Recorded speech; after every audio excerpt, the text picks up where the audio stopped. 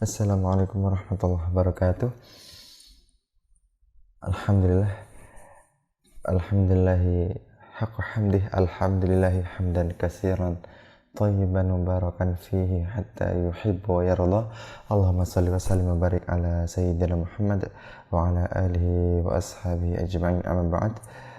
Alhamdulillah, Allah pertemukan kita kembali dalam kajian virtual ini bersama Rumah Sakit Bayangkara Bondowoso, di mana kita akan kembali untuk mempelajari ayat-ayat Allah, mempelajari beberapa kisah-kisah yang diharapkan dari ayat-ayat tersebut dan kisah-kisah tersebut dapat menambah keimanan kita, dapat menambah ilmu kita, yang semoga dengan ilmu tersebut Allah permudah jalan kita menuju surganya Allah. Alhamdulillah, semoga kita senantiasa dilimpahi rahmat Allah, dilimpahi kesehatan, dan jika ada yang sakit semoga Allah beri kesabaran dan Allah sembuhkan dari penyakitnya. Bagi yang sehat, semoga Allah jaga terus kesehatannya. Nah, dalam kajian kali ini kita akan membahas mengenai bagaimana nikmatnya, bagaimana enaknya kehidupan kita ketika kita menjadi kekasihnya Allah, ketika kita menjadi orang yang Allah cintai. Kita akan mulai kisah ini dari kisah Nabi Musa. Di kisahnya tertera di Al-Quran. Saya akan tampilkan ayatnya. Semoga sudah tampil ya. Jadi ada dua ayat di sini. Yang atas ini Al-Baqarah ayat 60. Yang bawah ini Al-A'raf ayat 160. Nah, bagi penghafal Quran atau bagi orang yang rutin mengaji, ketika membaca dua ayat ini pasti kelihatan ayat ini itu mirip. Ayat ini mirip, coba kita perhatikan sedikit demi sedikit. Yang pertama ada kata istasqa, sama wa idistasqa. Jadi yang pertama Al-Baqarah ada wa idistasqa, yang Al-A'raf ada idistasqa. Yang beda di sini. Selanjutnya, yang Al-Baqarah itu Musa, yang Al-A'raf itu qaumuhu. Sama-sama kemudian setelahnya ada idrib bi'asakal hajar. Di bawahnya di Al-A'raf juga ada idrib bi'asakal hajar. Nah, ada highlight yang perlu ditekankan di sini. Yang Al-Baqarah itu fajarat min husnata asyrata aina. Tapi yang Al-A'raf itu bajasat min husnata asyrata aina. Terus kemudian setelahnya sama-sama qad alima kullu unasim masyrabahum. Jadi ceritanya mirip. Ini ceritanya ketika Nabi Musa mengadakan perjalanan bersama kaumnya dan mereka sedang di padang Tih namanya dalam kitab tafsir. Dalam perjalanan tersebut mereka letih, mereka haus, mereka ingin minum. Nah, bedanya adalah antara dua ayat ini. Yang Al-Baqarah yang atas itu wa idistasqa Musa, yang minta minum pada Allah, minta agar Allah menurunkan minuman, itu Musa, Nabi Musa alaihissalam. Wa idistasqa Musa liqaum, Nabi Musa meminta untuk kaumnya. Itu yang di Al-Baqarah. Sedangkan yang di Al-A'raf, itu idistasqahu qaumuhu anidrib idistasqahu qaum. Jadi yang menjadi subjek, yang menjadi seseorang yang meminta minum atau meminta kepada Allah agar diturunkan minuman adalah kaumnya Nabi Musa. Jadi yang Al-Baqarah tadi yang meminta itu Nabi Musa, terus yang Al-A'raf diceritakan yang minta itu kaumnya Nabi Musa. Nah, unik. Jadi perbedaannya adalah di fajarat dan bajasat. Yang pertama, di ayat pertama di Al-Baqarah ayat 60, ketika Nabi Musa yang minta pada Allah, itu responnya adalah fajarat min husnata asyrata aina. Kemudian memancar dari batu yang dipukul pakai tongkatnya Nabi Musa itu, memancar 12 mata air. Fajarat, memancar dengan deras. Jadi fanfajarat itu memancar dengan deras. Kemudian di ayat kedua, di ayat Al-A'raf ayat 160, ketika kali ini subjeknya yang meminta minuman adalah kaumnya Nabi Musa. Jadi yang pertama tadi kan Nabi Musa tuh, yang kedua sekarang kaumnya Nabi Musa yang diceritakan meminta minuman. Idistasqahu qaumu. Kaumnya Nabi Musa minta kepada Nabi Musa agar Nabi Musa itu berdoa gitu, kepada Allah. Ketika yang diceritakan di Al-A'raf ini kaumnya yang meminta minuman, maka responnya adalah fambajasat min husnata asyrata aina. Jadi ketika Nabi Musa memukulkan tongkat di batu, yang terjadi adalah fambajasat, muncul 12 mata air, sama-sama 12 mata air. Tapi fambajasat itu artinya adalah air yang mengalir tenang. Ya, kalau tadi fangfajarat itu airnya mengalir deras, cor-coran pokoknya, banyak. Tapi yang fambajasat ini, yang kedua fambajasat, itu airnya mengalir sedikit-sedikit, tenang, kecil, debitnya kecil. Nah kemudian ulama dari dua ayat ini itu kemudian membuat sebuah kesimpulan yang sangat menarik, bahwasanya akan beda saat kekasih Allah dengan yang bukan kekasih Allah itu meminta kepada Allah, maka sekalipun permintaannya sama, tapi yang diberikan akan berbeda. Sebagaimana Nabi Musa yang sama-sama beristisqa, istisqa. Ya, kalau kita sholat istisqa kan sholat yang minta hujan, minta agar Allah menurunkan hujan. Ya, sama Nabi Musa juga pernah istisqa dalam bentuk doa, meminta agar Allah menurunkan air. Ini ketika Nabi Musa yang minta kepada Allah, itu airnya memancar dengan deras dari batu yang dipukul oleh tongkatnya Nabi Musa. Tapi ketika kaumnya yang minta, diceritakan kaumnya yang minta kepada Nabi Musa agar Nabi Musa berdoa pada Allah, maka yang diungkap oleh Al-Quran adalah batu yang dipukul oleh tongkatnya Nabi Musa tersebut memancar darinya 12 mata air yang tenang, yang debitnya kecil, sedikit. Beda. Kekasih Allah dengan yang bukan akan beda. Nah, itu baru dari kisahnya Nabi Musa. Kita coba untuk ke kisah yang lain. Kita masih di kisahnya Nabi Musa.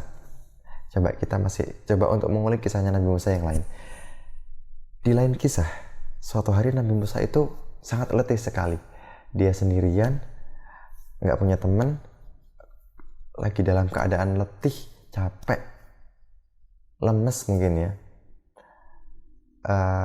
payah. Jadi beliau ceritanya sedang kabur dari negerinya Fir'aun karena dikejar-kejar, jadi buronan. Beliau kabur ke negeri Madian, kemudian sampai di sana benar-benar payah. Kemudian Nabi Musa di negeri Madian tersebut saat sedang lelah-lelahnya berdoa, Rabbi inni lima anzalta ilayya min khairin faqir. Dalam doa tersebut Nabi Musa itu sebenarnya nggak minta apa-apa, cuma mengungkapkan keadaannya. Rabbi ini lima anzalta ilayya min khairin faqir. Ya Allah, aku itu terhadap apapun yang engkau turunkan sangat membutuhkan sekali. Gampangnya, bahasa kasarnya adalah aku butuh apapun ya Allah yang engkau turunkan ya. Jadi beliau nggak spesifik minta, ya Allah aku butuh makan karena aku lapar, aku butuh air karena aku haus, aku butuh tempat berteduh karena aku capek, aku butuh tempat yang nyaman untuk beristirahat. Tidak, Nabi Musa tidak mengungkapkan itu. Tapi Nabi Musa dengan umumnya berdoa dengan bahasa yang umum. Beliau minta dengan sangat kepada Allah, Rabbi inni lima anzalta ilayya min khairin faqir. Doa ini ada di Al-Quran, di surat Al-Qasas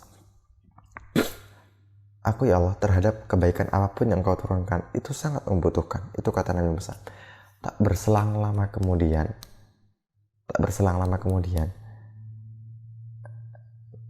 Nabi Musa bertemu dengan dua orang perempuan. Meskipun sedang lelah, ternyata Nabi Musa masih sanggup untuk membantu mereka berdua. Ternyata mereka berdua kemudian pulang menceritakan kepada ayahnya bahwasanya mereka telah dibantu seorang pemuda. Kemudian ayahnya mendatangkan Nabi Musa ke rumahnya. Kemudian menikahkan Nabi Musa dengan salah satu dari dua putrinya tersebut. Masya Allah. Langsung dijawab sama Allah doanya Nabi Musa. Nabi Musa yang sedang letih itu tidak minta makanan, tidak minta minuman, tidak minta tempat berteduh. Cuma mengungkapkan bahwasanya beliau sangat butuh kebaikan yang Allah turunkan. Tapi kemudian dengan segera Allah beri Nabi Musa makan. Karena awalnya dari Nabi Musa bertamu kepada ayah dari dua putri tersebut, kemudian karena ayah dari dua putri tersebut melihat bahwasanya Nabi Musa adalah orang yang baik, ayah dari dua putri tersebut menikahkan salah satu putrinya dengan Nabi Musa. Yang namanya nikah masa nggak makan? Pasti makan. Yang namanya nikah masa nggak minum? Ya pasti minum. Yang namanya nikah masa kemudian nggak ada tempat tinggalnya? Ada tempat tinggalnya. Jadi Nabi Musa bukan hanya dapat makanan, bukan hanya dapat minuman, tapi sekaligus dapat istri, dapat tempat tinggal, dan dapat pekerjaan. Masya Allah, itu kekasihnya Allah. Jadi mintanya itu nggak jelas minta apa, tapi kemudian Allah beri kenikmatan yang sangat luar biasa. Kisah yang lain. Ketika Nabi Yunus ditelan oleh ikan paus. Jadi Nabi Yunus ditelan oleh ikan paus macam-macam ya. Ada yang bilang 3 hari 3 malam. Bahkan ada yang menyebutkan 40 hari. Wallahu a'lam jumlah persisnya berapa. Yang jelas Nabi Yunus ditelan oleh ikan paus. Berapapun durasinya, yang namanya ditelan itu ya kesempatan selamatnya itu sangat sedikit sekali. Ditelan ikan paus loh. Setengah jam saja itu belum jelas itu masih hidup apa enggak. Ketika ditelan ikan paus, doanya Nabi Yunus itu simple sebenarnya. Beliau nggak minta dikeluarkan dari perutnya ikan paus tersebut. Beliau nggak minta diselamatkan. Beliau doanya cuma begini. La ilaha illa anta subhanaka inni kuntu minadh dhalimin. Dan doa tersebut ada juga dalam Al-Quran. La ilaha illa anta, tiada Tuhan selain engkau ya Allah. Subhanak, maha suci engkau. Inni kuntu minadh dhalimin. Sungguh aku termasuk orang-orang yang zalim. Aku termasuk orang-orang yang telah melakukan hal yang seharusnya tidak kulakukan. Karena Nabi Yunus telah meninggalkan kaumnya sebelumnya. Nabi Yunus gak minta untuk dikeluarkan dari perut ikan. Tapi kemudian karena Nabi Yunus adalah kekasih Allah, maka tasbihnya Nabi Yunus tersebut membuat Allah kemudian mengeluarkan Nabi Yunus dari perut ikan. Nggak cuma itu, ternyata Nabi Yunus didamparkan di daratan yang di sekitarnya itu sudah ada buah-buahan. Jadi kalau di tafsir itu buah labu gitu katanya. Nggak cuma kemudian Nabi Yunus selamat, dan selamatnya juga langsung dapat makanan, tapi ternyata setelah Nabi Yunus pulang ke kaumnya, ternyata Nabi Yunus pulang ke kaum yang semuanya sudah beriman kepada Allah. Tidak ada yang tidak beriman. Padahal sebelumnya Nabi Yunus itu pergi dari kaumnya karena kaumnya nggak beriman, karena kaumnya tak kunjung beriman. Tapi setelah Nabi Yunus tinggalkan, ternyata kaumnya jadi sadar. Begitu tuh kalau kekasihnya Allah sudah minta kepada Allah. Jadi gak minta spesifik, ya Allah keluarkan aku dari perut paus. Kalau dikeluarkannya, mbok jenengan taruh aku di daratan yang nyaman, yang sudah ada makanannya. Kalau bisa ya ketika aku pulang, jangan sampai kaumku itu masih kafir. Nggak minta seperti itu, tapi mintanya cuma Enggak minta, cuma menyebutkan bahwasanya tidak Tuhan selain Engkau ya Allah, menyebutkan keesaan Allah. Subhanak, mengagungkan Allah, Maha suci Engkau Allah. Ini kuntu minadz zalimin. Sungguh aku termasuk orang-orang yang zalim. Dan mengakui kelemahan diri sendiri, mengesahkan Allah, mengagungkan Allah, mengakui kelemahan diri sendiri. Nggak minta, nggak ada permintaannya. Tapi kemudian karena Nabi Yunus adalah kasih Allah, Allah beri Nabi Yunus reward yang luar biasa. Diselamatkan, nggak cuma diselamatkan, tapi cuma didamparkan, tapi juga didamparkan di daerah yang aman, yang ada makanan yang bisa langsung Nabi Yunus konsumsi untuk mengembalikan tenaganya. Nggak cuma itu, ketika Nabi Yunus pulang juga ternyata kaumnya sudah beriman. Masya Allah. Begitu tuh kekasihnya Allah. Ada lagi kisah yang lain.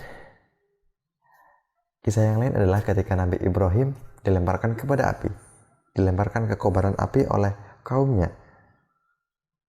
Jadi gara-gara Nabi Ibrahim itu menghancurkan patung-patung, disisakan satu. Kemudian ketika kaumnya tanya, siapa nih yang menghancurkan patung?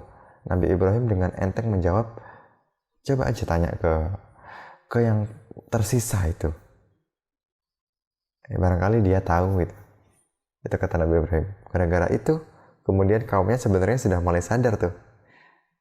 Ini juga diceritakan di Al-Quran di surat Al-Anbiya. Kaumnya sudah mulai sadar, tapi kemudian gara-gara ada provokator, jadinya Nabi Ibrahim langsung dieksekusi oleh masyarakat sana, dilemparkan ke kobaran api. Nah, ketika ada kobaran api tersebut, Nabi Ibrahim itu didatangi oleh malaikat Jibril. Nabi Jibril kemudian menawarkan bantuan, apa yang kau butuhkan? Itu kata Jibril kepada Nabi Ibrahim. Uniknya adalah meskipun sudah dilemparkan dalam kobaran api gitu ya, Nabi Ibrahim menjawab, kalau kepada engkau Jibril, aku nggak butuh bantuan. Masya Allah, itu jawabannya mantap sekali itu. Tapi kalau kepada Allah, iya. Kalau kepada engkau Jibril, aku nggak minta bantuan. Tapi kalau kepada Allah, iya, aku minta bantuan. Nah, gara-gara ucapan Ibrahim tersebut, kemudian Allah berfirman kepada api, Qulna ya naru kuni barda wa salama ala Ibrahim. Ya naru kuni bardan wa salaman ala Ibrahim. Wahai api, jadilah engkau sebagai api yang dingin. Api kan panas tuh, jadi dingin untuk Ibrahim. Wa salaman, dan gak membahayakan Ibrahim alaihissalam. Apinya kemudian jadi dingin dan gak membahayakan, aman untuk Nabi Ibrahim. Was. Di lain kisah, ketika Nabi Ibrahim mau menyembelih Ismail, itu kan tiba-tiba ketika sudah siap semuanya, ketika mau disembelih, ternyata Nabi Ismail diganti oleh Allah dengan kambing yang sangat luar biasa. Ada yang bilang kambing, ya. Intinya sembelihan yang sangat luar biasa. Wa fadainahum bidzibhin azim, itu kata Al-Quran. Intinya Allah ganti Nabi Ismail dengan sesembelihan yang luar biasa pokoknya. Ya entah ya, mungkin gemuk, sehat, kemudian bergizi gitu. Itu kalau kasihnya Allah. Gara-gara nurutnya kepada Allah, meskipun itu tampak secara zahir berbahaya. Jadi karena Nabi Ibrahim nurut kepada perintahnya Allah yang nyuruh Nabi Ibrahim untuk menyembelih Ismail, itu kan berbahaya kan. Tapi karena nurutnya itu, dan karena Nabi Ibrahim adalah kekasihnya Allah, sama Allah diganti dengan kontan. Masya Allah, enak nggak jadi kekasihnya Allah? Sangat enak sekali, sangat enak sekali. Maka dari itu, Bapak Ibu sekalian, di sini kemudian kita akan belajar bagaimana cara agar kita itu dicintai oleh Allah. Cara bagaimana agar kita itu bisa menjadi kekasih Allah. Kalau jenengan kemudian berkata, oh itu kan nabi, ya wajar dong dicintai Allah. Bagaimana dengan kita ini yang manusia biasa gitu? Apakah kita bisa mendapatkan kesempatan yang sama seperti para nabi? Loh, ya jelas bisa. Maksudnya kita bisa menjadi hamba-hamba Allah yang Allah cintai. Salah satu contohnya adalah Uwais Al-Qarni. Uwais Al-Qarni itu diceritakan sebagai seseorang yang sangat berbakti pada ibunya, sangat berbakti. Suatu hari Umar yang saat itu menjabat khalifah itu bingung nyari yang namanya Uwais Al-Qarni yang mana. Karena pernah dengar Rasulullah bersabda bahwasanya ada seseorang yang kalau sudah bersumpah itu dan kalau minta kepada Allah itu pasti Allah kasih, dan kalau kalian ketemu orang itu minta doa padanya. Jadi Umar ketika ingat itu kemudian mencari Uwais Al-Qarni di musim haji. Jadi kemudian setelah ketemu ternyata Uwais Al-Qarni itu kalau di kaumnya di lingkungan asalnya statusnya di masyarakat itu rendah sebenarnya, bukan pejabat, bukan orang yang memiliki status sosial yang tinggi, tapi Allah muliakan Uwais Al-Qarni. Allah cintai Uwais Al-Qarni sampai Rasulullah menyebutkan secara spesifik kalau ketemu minta doa. Itu Umar yang minta doa, Umar yang saat itu jadi khalifah. Padahal Umar Masya Allah termasuk sahabat Rasulullah yang Rasulullah sangat cintai. Juga beberapa ayat Al-Quran pun turun dikarenakan lisannya Umar. Itu kan sangat luar biasa sekali. Tapi ternyata Umar masih bingung untuk nyari yang namanya Uwais Al-Qarni untuk minta doa padanya. Karena Umar tahu bahwasanya orang yang satu ini itu adalah orang yang dicintai Allah. Nggak mungkin orang ini nggak dicintai Allah kalau Rasulullah nggak sampai menyebutkannya seperti itu. Jadi sampai Umar bingung untuk nyari Uwais Al-Qarni itu yang mana sih gitu. Dan pengen ketemu Uwais Al-Qarni, dan akhirnya memang bertemu. Nah gitu. Bagaimana cara agar kita itu dicintai oleh Allah? Nah, ini pertanyaan yang terjawab juga di Al-Quran. Jadi yang pertama agar kita dicintai Allah adalah ya kita lakukan yang Allah perintahkan, itu ya salat 5 waktu, puasa Ramadan, zakat, kemudian haji bila mampu. Nah, setelah itu yang perlu kita lakukan adalah membaca Al-Quran dan mempelajarinya. Baca artinya juga. Dari situ kemudian kita akan mendapatkan banyak sekali ayat-ayat yang akan mengungkapkan kepada kita apa saja hal-hal yang bisa kita tempuh agar kita bisa dicintai Allah. Salah satunya adalah yang ada dalam surat Ali Imran. Ketika Allah berfirman, "Qul in kuntum tuhibbunallaha fattabi'uni." Jadi Allah berfirman, ya Muhammad, katakan, in kuntum tuhibbunallaha fattabi'uni. Nabi Muhammad disuruh mengatakan kepada kaumnya, in kuntum tuhibbunallah, kalau kalian itu mencintai Allah, fattabi'uni, maka ikutilah aku, ikutilah sunnahku. Yuhibbukumullah, maka kalau kalian sudah mengikuti jalanku, mengikuti sunnahku, mengikuti aku, yuhibbukumullah. Itu kata surat Ali Imran.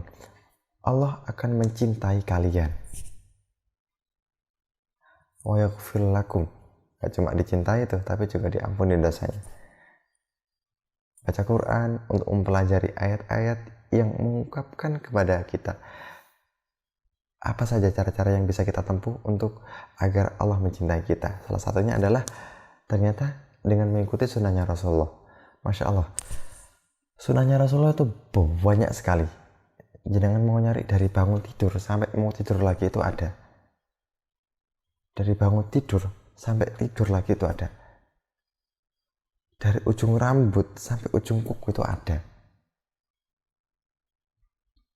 Kapan kita motong rambut, kapan kita motong kuku, ada kan dalam hadis. Banyak sekali sunnah-sunnah Rasulullah yang bisa kita ikuti. Salat duha mungkin, monggo silakan diikuti. Puasa Senin Kamis, istighfar 70 kali lebih dalam sehari, karena Rasulullah ternyata juga meskipun sudah diampuni dosanya yang lalu, dosanya yang akan datang itu semuanya sudah diampuni ya, meskipun Rasulullah juga sebenarnya sudah dijaga dari dosa gitu. Jadi nggak ada kemungkinan untuk beliau berdosa karena sudah dijaga dari dosa. Tapi andai pun berdosa, yang lalu dan yang akan datang itu sudah diampuni oleh Allah. Tapi beliau masih beristighfar. Itu keren kan? Masya Allah. Allahumma sholli ala Muhammad.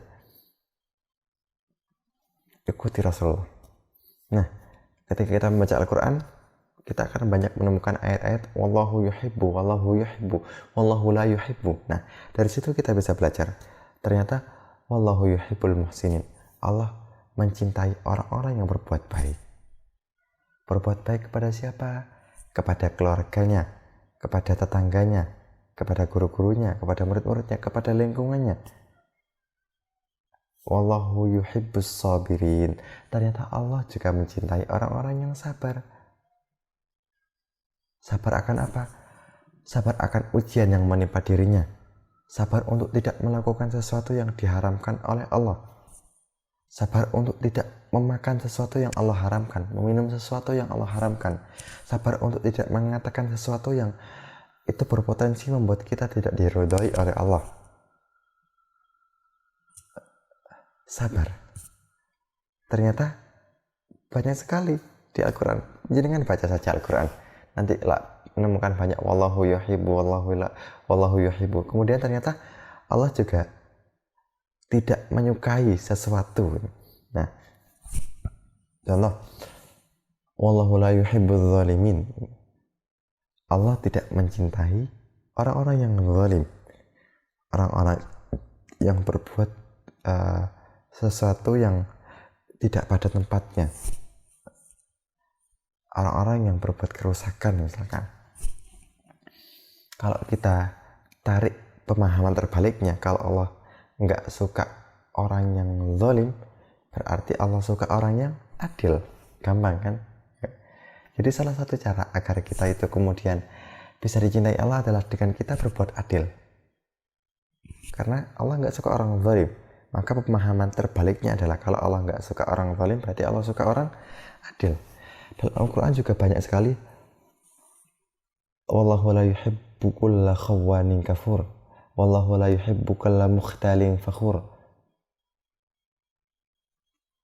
wallahu la yuhibbu man kana mukhtalan fakhura. Jadi Allah itu nggak suka orang yang berkhianat, nggak suka orang yang sombong, nggak suka orang yang ingkar kepada nikmatnya Allah. Maka dengan pemahaman terbalik yang bisa kita ambil, kalau Allah nggak suka orang yang berkhianat, berarti Allah suka orang yang menepati janji. Salah satu cara yang bisa kita lakukan untuk agar kita dicintai oleh Allah adalah dengan kita menepati janji-janji yang telah kita buat sebelumnya. Maka dari itu penting sekali sebenarnya menulis janji, itu penting sekali agar kita nggak lupa dengan janji yang kita buat. Ini juga sekaligus peringatan ya bagi saya pribadi untuk tidak melupakan janji-janji yang pernah dibuat. Allah juga nggak suka orang yang menyombongkan diri. Berarti kalau kita ambil pemahaman terbaliknya, berarti Allah suka orang yang rendah hati. Gitu. Jadi dengan baca saja Al-Quran, ya kalau misalkan baca artinya capek, ya ketika kalau jenengan kemudian baca ayat yang kemudian ada wallahu yuhibbu atau wallahu la yuhibbu, wah itu langsung jenengan buka artinya gitu, agar jenengan tahu apa saja hal-hal yang dapat mendatangkan kecintaan Allah dan apa saja hal-hal yang dapat membuat kecintaan Allah itu pergi dari kita. Nah, yang terakhir, salah satu hal yang bisa kita lakukan agar kita itu dicintai Allah adalah berdoa. Karena ternyata Rasulullah juga berdoa agar Allah mencintai Rasulullah. Itu sekelas Rasulullah, maksud doanya kayak gitu. Sebentar saya tampilkan ya. Coba saya tampilkan doanya.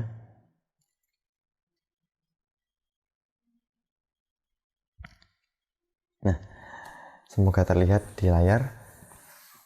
Allahumma inni as'aluka hubbak wa hubba man yuhibbuk wal amal alladhi yuballighuni hubbak. Di sini saya terbiasa pakai na soalnya. Allahumma ja'al hubbaka ahabba ilayya min nafsi wa ahli wa minal ma'il barid. Allahumma inni as'aluka hubbak, atau kalau kita agar doanya itu bisa lebih umum lagi untuk banyak orang, Allahumma inna nas'aluka hubbak. Ya Allah, tolong berikanlah kepada kami kecintaanmu.